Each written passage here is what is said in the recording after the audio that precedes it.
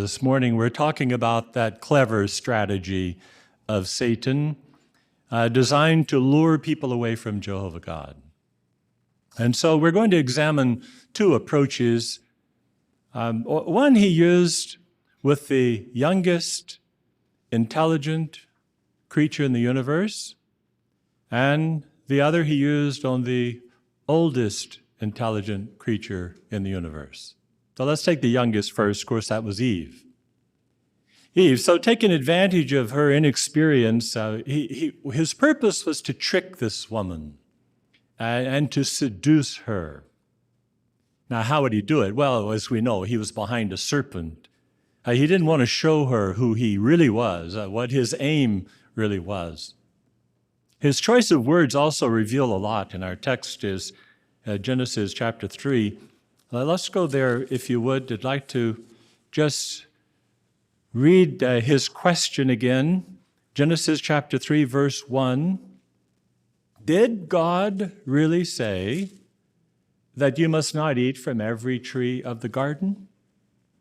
Now, what was his motive in asking this question?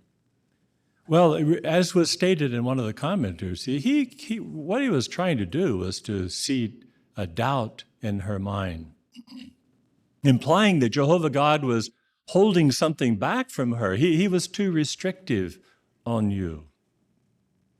Well, it's interesting concerning questions. The BE book, Benefit from Theocratic Ministry School Education, on page 66 says, some questions are like icebergs. The most substantial part lies hidden beneath the surface. An underlying issue is often more important than the question itself. And in the case of Eve, when the question was asked, she didn't see the underlying purpose of the question. Her answer in verses 2 and 3 indicate this. She said, we may eat of the fruit of the trees of the garden, but God has said about the fruit of the tree that is in the middle of the garden, you must not eat from it. No, you must not touch it, otherwise you will die. Well, her answer was truthful, and it was an honest, innocent answer. But Satan had her exactly where he wanted her. You see, he was banking on her self-interest, that she would be more interested in herself, her own needs, than she was the love she had for the God that gave her everything that she had. Read his words again in verses 4 and 5. Satan said, you certainly will not die, for God knows that in the very day you eat from it, your eyes will be opened, and you'll be like God, knowing good and bad. Tragically, his gamble worked. She had not cultivated the kind of love and appreciation for Jehovah God that she should have. So what can we learn from this example? Well, if a perfect human can succumb to this kind of reasoning, irrational reasoning, really, it could happen to any of us. Jehovah God created us as free moral agents. That's the way he made Eve. He doesn't want robots. He wants us to be able to think things through, make the right choices, decide between right and wrong. Satan is counting on us making the wrong choices. Now, what can we do to counter that attack from Satan? Well, we have to know what is in our hearts.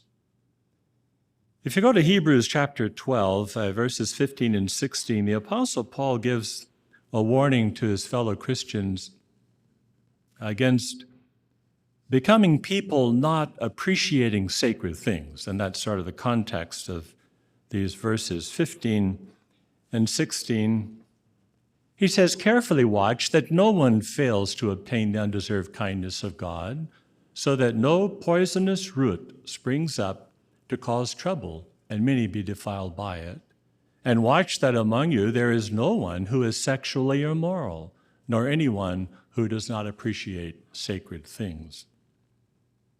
So there is a need, as he said here, in verse 15, carefully watch. Carefully watch that no poisonous root will spring up and contaminate the congregation. The expression poisonous root refers to a few that may be in a congregation who may find fault with the way things are done. Maybe even find fault with the direction Jehovah has given on matters. Maybe the sacredness of marriage or the need for moral cleanness. So we don't want to be those kind of people, obviously. But tell me, what's necessary before a root can appear? Well, a seed has to be planted, and then it germinates, and then it grows into a root. So it's at the seed level that we have to give special attention. We have to learn to identify these improper seeds, as it were. No one can do that for us because they can't read our heart. The seed we've never even voiced what the seed is, but it could be in our thinking and in our heart. And these internal weaknesses has to be addressed for fear we find ourselves in a circumstance maneuvered by Satan to accentuate that particular weakness. Now, James chapter 1, 14 and 15 really describes the process well. James 1, 14 and 15, where he says, each one's tried by being drawn out and enticed by his own desire. Own desire. Then the desire, seed, when it has become fertile, starts to grow, gives birth to sin. In turn, sin, when it has been carried out, brings forth death. So, being enticed by his own desire, does that sound familiar? It's a powerful force. It's one that happened to Eve. The self-interests, they're similar. So what do we need to do? Well, as we said earlier, identify the seed, or seeds, if that may be the case.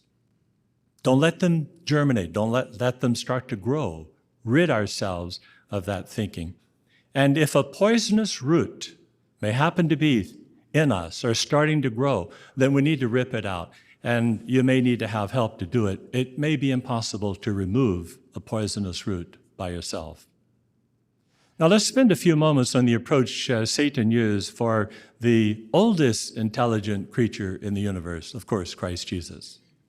Now in his case, he didn't try to hide himself. He realized there was no need to do that. Jesus knew exactly who he was. He understood the motive.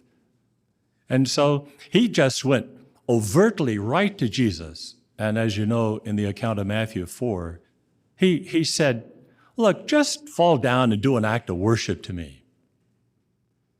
So what does it tell us about Satan? Well, he has long been driven by jealousy over the worship that goes to Jehovah God. And he's going to go to any length possible to try to violate our worship to Jehovah God. He wants to pervert our worship to Jehovah God.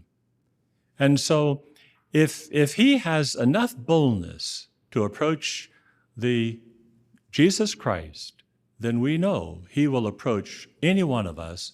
And it makes no difference how strong spiritually we look on the outside. He will try to break our integrity. Clearly, the Bible reveals that Satan is a deadly strategist in seeking his aims. Happily, though, we don't have to be like Eve because we know the designs of Satan the devil. May each of us cultivate the kind of love Jesus had for Jehovah God so we too can stand firm in our integrity.